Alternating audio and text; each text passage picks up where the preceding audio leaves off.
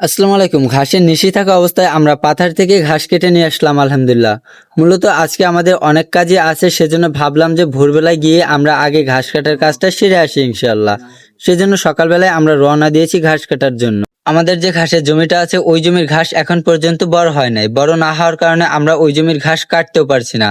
যে কারণে ধানের জমি থেকে এবং বিভিন্ন জমি থেকে আমাদের ঘাস কেটে তারপর গরুকে খাওয়াতে হয়। তো যাই হোক আলহামদুলিল্লাহ, এখন যে জমিটা থেকে আমি ঘাসগুলি কাটতেছি এটা হচ্ছে মূলত ধানের জমি। এই ধানের ভিতরে বিভিন্ন ধরনের ঘাস হয়েছে, যে কারণে ধানগুলি বেছে বেছে রেখে বাকি ঘাস আমরা নিয়ে আসি।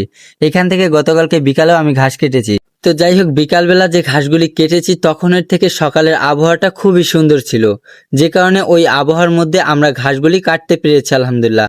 এবং আল্লাহর কাছে অনেক শুকরিয়া যে পেশাটার সাথে আমরা জড়িত আছি, যে কাজগুলি আমরা প্রতিদিন করি, এই কাজের মধ্যেই আমরা বিভিন্ন ধরনের সুখ শান্তি খুঁজে পাই। তো যাই হোক আলহামদুলিল্লাহ, দুইজনে মিলে যেহেতু ঘাসগুলি কেটেছি, অনেক ঘাসই আমাদের কাটা হয়ে গিয়েছে।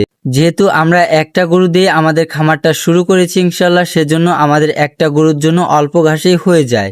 এর পাশাপাশি আমরা গরুকে খড় খাই, কিন্তু আজকে দুজনে কাটতে কাটতে অনেক ঘাসই কেটে ফেলছি। তো যাই হোক আলহামদুলিল্লাহ, যে ঘাসগুলি কেটেছি এই ঘাসগুলিকে আমাদের সুন্দর করে একটা আটি তৈরি করতে হবে। মূলত এই ঘাসগুলি আমাদের বাড়িতে নিয়ে যেতে হবে। দুইজনে মিলে ঘাস কাটতে কাটতে দুইজন দুই দিকে চলে গিয়েছিলাম, পিছনে ফিরে দেখা হয় না যে কি পরিমাণ ঘাস কাটা হয়ে গিয়েছে।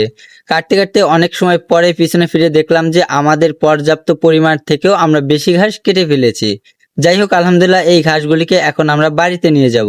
মূলত আমাদের আটি তৈরি করা হয়ে গিয়েছে, এই আটি আমরা বাড়িতে নিয়ে যাব। নিয়ে যাওয়ার পর গরুকে খেতে দেবো ইনশাল্লাহ। ঘাসে নিশি থাকা অবস্থায় ঘাসগুলি নিতেও একটু সমস্যা হচ্ছিল এবং আইল দিয়ে যেতেও একটু সমস্যা হচ্ছিল। আইল দিয়ে নিশি থাকার কারণে পা পিছলে যেত যাওয়ার সময়। তো যাই হোক আলহামদুলিল্লাহ, ঘাসগুলি বাড়িতে নিয়ে আসার পরে এখন আমাদের গরু ঘরটা সুন্দর করে পরিষ্কার করতে হবে। মূলত যেহেতু আমরা সকালবেলায় ঘাস কাটতে চলে গিয়েছিলাম, সেজন্য গরু ঘর পরিষ্কার করা হয় নাই। ভাবলাম যে আগে ঘাসটা কেটে আসি, তারপরে গরু ঘর পরিষ্কার করব।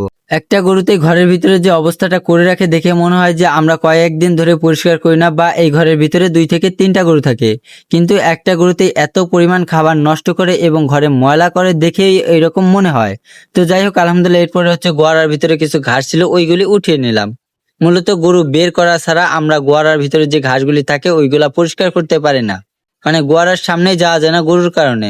তো যাই হোক, ঘাসগুলি উঠানোর পরে বাকি যে ঘাসগুলি পড়ে থাকে ওইগুলি একটা শলা দিয়ে আমরা সুরে আলাদা করে জড়ো করতেছি। নিচে যে ঘাসগুলি পড়ে থাকে ওই ঘাসগুলি সুরে পরিষ্কার করার কারণ আমরা যখন গরু ঘরটা ধুই তখন পাইপের মুখে আটকে যায়।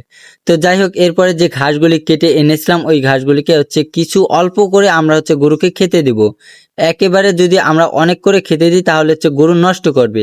এর পাশাপাশি ঘাস কাটার সময় আমরা ছাগলের জন্য আলাদাভাবে ঘাস কেটে নিয়ে এসেছিলাম। আমাদের জন্য সবাই দোয়া করবেন। আসসালামু আলাইকুম রহমতুল্লাহ।